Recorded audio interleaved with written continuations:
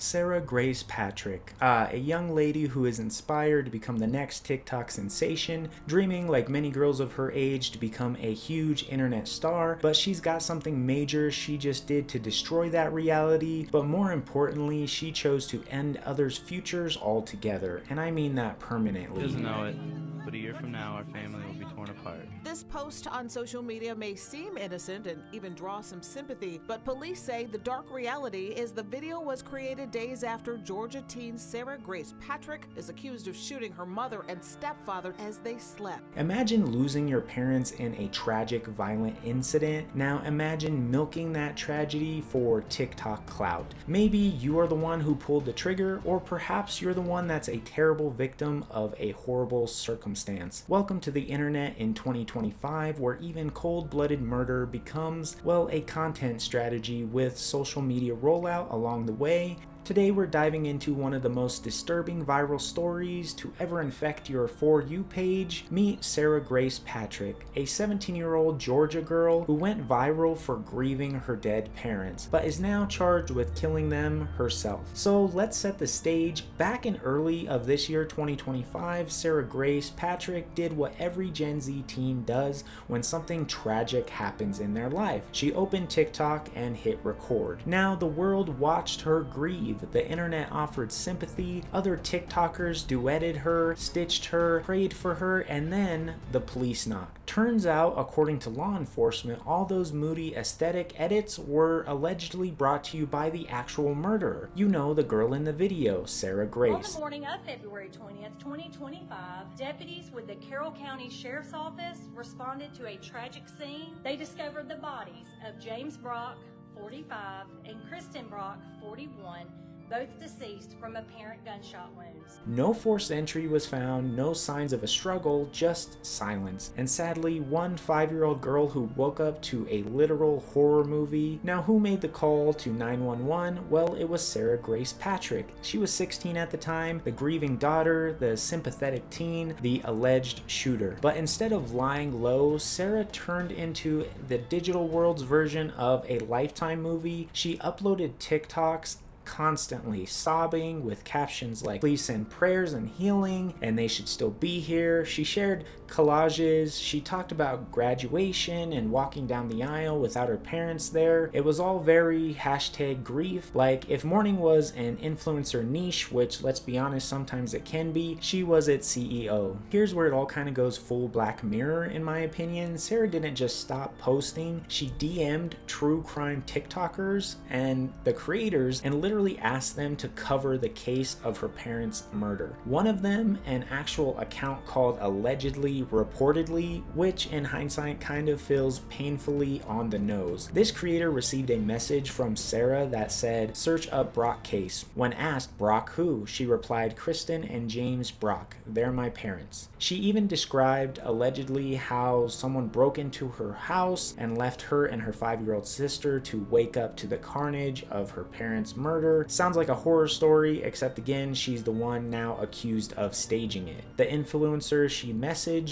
is now unaware that she's being cast in the worst true crime plot twist imaginable, responded with compassion, promising to cover the story, which she did before realizing she'd just been manipulated into building sympathy for someone who might have orchestrated the whole thing. Why would you ask me to cover a case where you are going to get arrested for taking your parents' lives? Y'all, this is Sarah Grace, and she messaged me back on June 3rd and just said, "Search up Brock case." So I said, "Brock Turner? Brock who?" She said, "Kristen and James Brock. They're my parents." And out of nowhere, a random Thursday night in February, someone came in my house with me and my 5-year-old sister, and my parents left them for me and my little sister to wake up to. And I said, not knowing she was going to wind up arrested for this, "I am so sorry. I cannot imagine. I will absolutely research and cover their case. Please take care of you always." Again, not knowing, and I covered it. If you think that's the peak of crazy, oh, sweet summer child, let's keep going. Sarah Grace gave a tearful eulogy at her mother's funeral. Yes, the same mother she's now accused of murdering. Try to wrap your head around that for a second. That's just not gaslighting, that's playing the victim in your own horror story. But apparently the pressure caught up with her. On July 8th, of this year, Sarah turned herself in after learning about the active warrants. She walked into the police station accompanied by her biological father because, of course, this story needed one last emotional gut punch. She's now facing 2 counts of murder and 2 counts of aggravated assault, all while being tried as an adult. Today, we can confirm that an arrest has been made in the case. Kristen Brock's 17-year-old daughter, Sarah Grace Patrick, has been taken into custody and charged with 2 counts of murder and 2 counts of aggravated assault.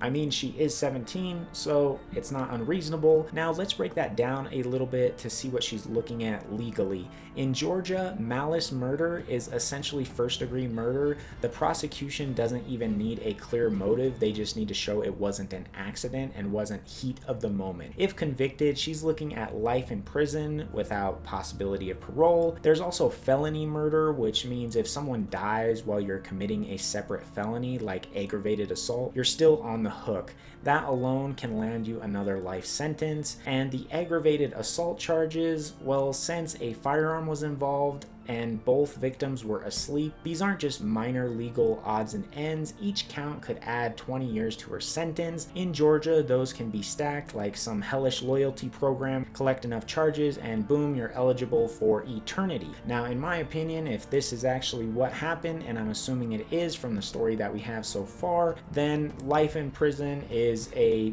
need in this case. The pursuit of justice does not end today, however. It is very possible, because this remains an open and ongoing investigation, that more arrests and charges could be made. But she has been arrested and charged now, and we feel confident that she is responsible for their murders. But like I said, it is an open, ongoing investigation. It's very possible others are involved as well. So if Sarah Grace Patrick is found guilty of all of it, well, that's life plus 40 years. You know, who's counting? The only thing she'll be influencing is what channel plays in the rec room on Thursdays, and that's if she can become top dog in prison. And yes, the police say that they've got digital evidence, text, emails, and maybe even TikTok drafts that allegedly support intent. Apparently, investigators are also leaving the door open for possibility that someone might have even helped, but for now, they're pretty confident that Sarah is the one who pulled the trigger and ended the lives of her mother and stepfather. Now, let's talk about motive, or really the lack thereof.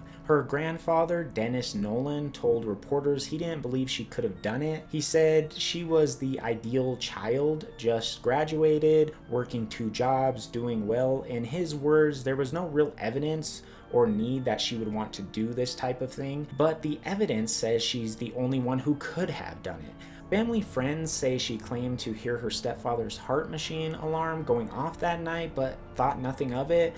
Others point out how emotionally flat she seemed at some interviews and at some time, but then again, still others can't explain how she could lie so convincingly to close family, friends, and everyone else, and so consistently as well for months. And that's the most unsettling part, because if she really did this, if she really shot her parents in their sleep, left her 5-year-old sister to find the bodies, called 911 pretending to be shocked, then used the internet to farm sympathy, this isn't just murder, it's literally a psychopathic brand deal strategy that has a body count. This is content creation weaponized in the most twisted, psychopathic way imaginable. The crying videos, the curated captions, the influencer outreach, it wasn't grief, it was narrative control, like a TikTok Ted Bundy with an iPhone and a ring light. And maybe it just got too big, maybe the attention spiraled out of control for her, or maybe, just maybe, it was the plan all along. We don't know for sure, not yet. This case is ongoing and new evidence will almost certainly come out during the trial. One teenager may have turned a double homicide into a months-long digital sympathy campaign using a 5-year-old sibling,